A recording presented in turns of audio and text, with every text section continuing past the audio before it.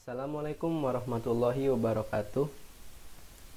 Saya Muhammad Fadil Zaki Mahdis. Nama saya Aryan Rubianto, saya dari kelas 10 MIPA 4. Kami dari kelas 10 MIPA 4 akan mempresentasikan tentang Kerajaan Majapahit dan Kerajaan Bali. Pusat Kerajaan Majapahit diperkirakan di daerah Trowulan sekarang, 10 km di sebelah barat daya kota Mojokerto, Jawa Timur. Tanggal pasti berdirinya Majapahit adalah hari penobatan Raden Wijaya, yaitu tahun 1293 Masehi. Majapahit dikuasai oleh banyak raja, mulai dari Raden Wijaya pada tahun 1293. Lalu ada Ri Jayanegara, Tribhuwana Tunggadewi, Hayam Wuruk, raja yang mencapai puncak kejayaan Majapahit. Lalu Wirkamawardhana, Dyah Ayu Kencana Wungu, Prabu Brawijaya 1 sampai Prabu Brawijaya ke-7 yang termasuk raja terakhir Majapahit sebelum ditaklukkan oleh Kerajaan Demak. Kebijakannya, di antara seluruh kebijakan para raja, salah satunya ialah Raden memberi orang yang berjasa kedudukan dalam kepemerintahan atau kekuasaan di daerah tertentu. Hayam Wuruk, raja yang mencapai puncak kejayaan dengan mempunyai wilayah seluas Indonesia sekarang. Kerajaan Majapahit telah mengembangkan sistem pemerintahan yang teratur dalam hal politik dan pemerintahan. Pada umumnya, raja memegang kekuasaan tertinggi, sehingga dalam melaksanakan pemerintahan, raja dibantu oleh berbagai badan atau pejabat. Mengutip dari buku yang ditulis Amurwani, berikut adalah rinciannya. Rakyan Mahamantri Kartini dijabat oleh para putra raja, terdiri atas Rakyan I Hino, Rakyan I Sirikan, Rakyan I Halu. Dewan Pelaksana terdiri atas Rakyan Mapatih atau Patih Mangkabumi, Rakyan Tumenggung, Rakyan Demung, Rakyan Rangga, dan Rakyan Kanuruhan. Kelima pejabat ini dikenal sebagai Sang Pancaring Waliwatika. Kemakmuran Majapahit diduga karena majunya pertanian lembah Sungai Berantas, serta dikuasainya jalur perdagangan rempah-rempah Maluku.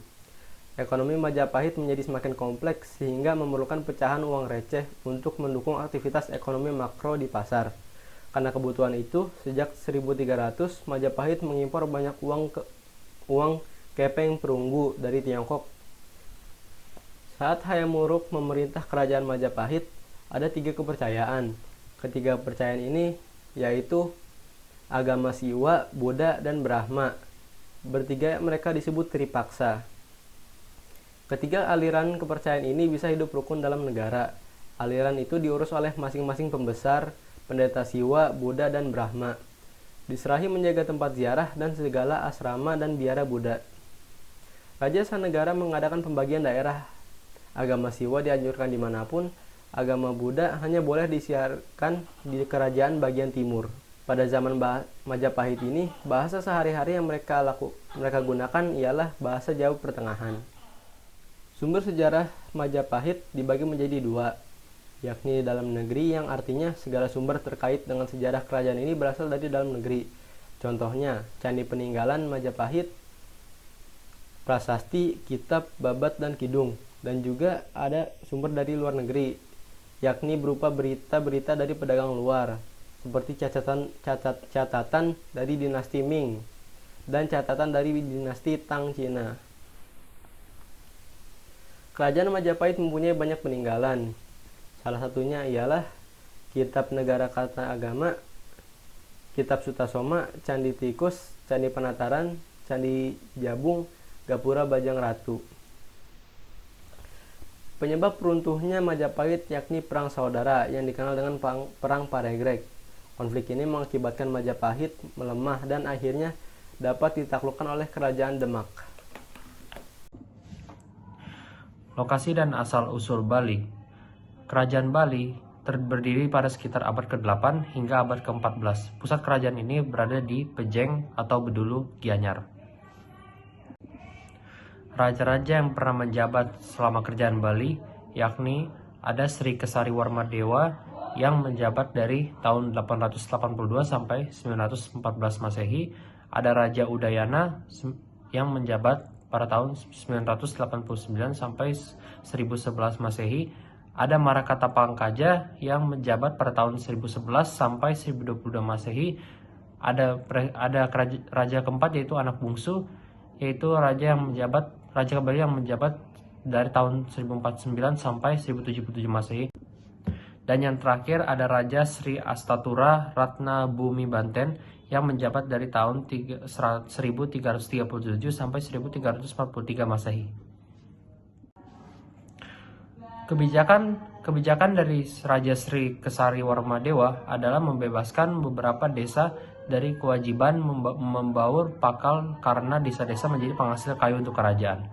Anak bungsu memperluas wilayah kekuasaan Bali dan juga ia mengeluarkan 28 prasasti untuk menceritakan tentang sejumlah kegiatan. Politik dan sistem pemerintahan Bali. Kerajaan ini diperintah oleh beberapa keluarga raja. Namun pergantian antara satu keluarga raja ke keluarga raja lainnya tidak disebutkan dengan jelas dalam prasasti kerajaan Bali. Ekonomi dan sistem mata pencarian hidup. Berdasarkan sumber informasi berupa prasasti-prasasti, diketahui bahwa rakyatnya hidup dengan mengolah sawah kering, ladang, kebun, dan membuka ladang. Sistem pertanian subak yang dikenal sekarang sudah dikembangkan masyarakat Bali sejak abad ke-11.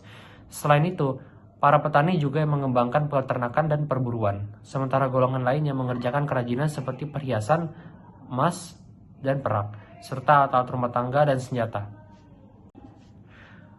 Kepercayaan pada zaman itu dititik beratkan pada pemujaan roh nenek moyang yang disimbolkan dalam wujud bangunan pemujaan yang disebut teras piramida atau bangunan perundak-undak.